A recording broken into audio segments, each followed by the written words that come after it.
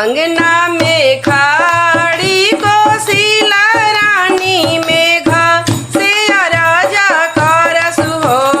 मेघा जानी बरिसा के दली के बनावा तीनो प्राणी भिंजी जइहे हो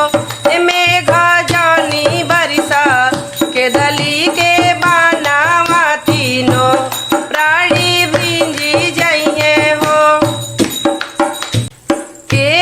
जे भिंजे लावे इली तारा के बाबूरा तारा हो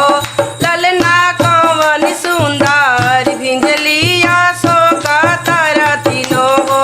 प्राणी भिंजी जइहे हो ललना कवन सुंदरी भिंजलिया सो का तारा तीनो हो प्राणी भिंजी जइहे हो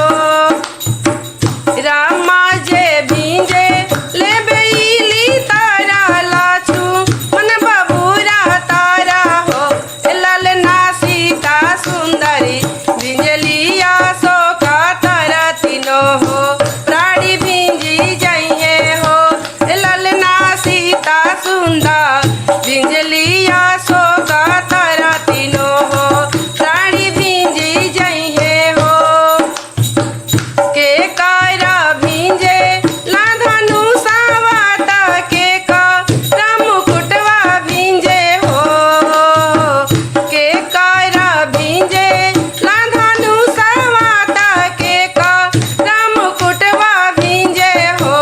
ललना कवनी सुंदर के भिंज सिरवा से दूरा तीनो हो प्राणी भिंजी जइहे हो